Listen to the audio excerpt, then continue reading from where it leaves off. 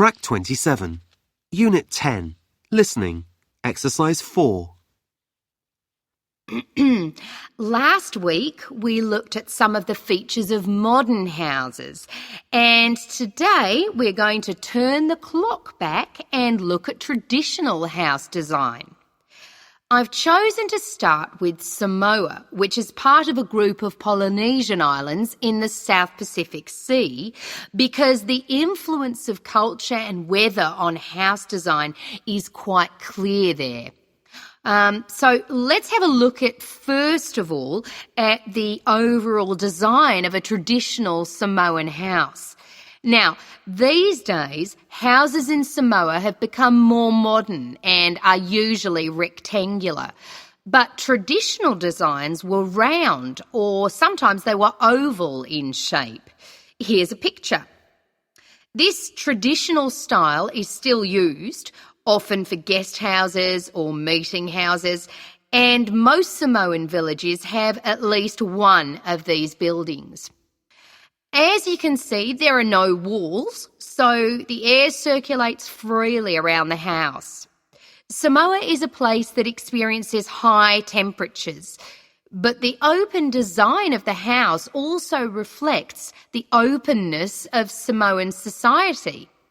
If the occupants want shelter, there are several blinds made of coconut leaves that can be lowered during rainy or windy weather. Or indeed, the blinds can also be pulled down if people want some privacy. The foundations of the house, that's the part beneath the floor, are raised slightly. In the past, the height was linked to the importance of the occupants, which we'll talk about another time. However, the floor of the house was usually covered with river stones. Today, we have a range of methods for balancing the temperature inside a building, but the stones on the floor of a Samoan home are ideal for cooling the building on hot days. Now, let's have a close look at the roof. This, as you can see in the picture, is dome-shaped and traditionally thatched or covered with leaves from the sugarcane. That's an established crop in Samoa. This was a job for the women, and it involved twisting the leaves and then fastening them with a thin strip of coconut leaf before fixing them to the roof in several layers. Now, the shape of the roof is important. You can see that the sides are quite steep, and that's done so that the rain falls straight to the ground without moisture going through the leaves and causing leaks or dampness inside the house. Then you'll notice how high the top of the roof is. This is a way of allowing heat to rise on sunny days and go through the thatching, thereby cooling the house.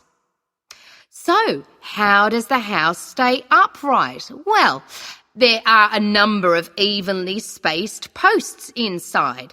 They encircle the interior of the building and go up to the roof and support the beams there. They're also buried, usually about 1.5 meters in the ground to keep them firm. These posts are produced using local timber from the surrounding forests. They're cut by men from the family or village, and the number varies depending on the size and importance of the house. Now, these posts were a very significant part of Samoan culture and did much more than hold up the roof. When there were meetings, people sat with their back to certain posts, depending on their status in society. So there were posts for chiefs, according to their status, and posts for speakers, and so on. And ordinary people sat around the side on mats. The last area I want to look at today is the attachment of the beams and posts, what you call fixing the construction. Traditionally, no nails or screws were used anywhere in such a building. Instead, coconut fibres were braided into rope to fix the beams and posts together.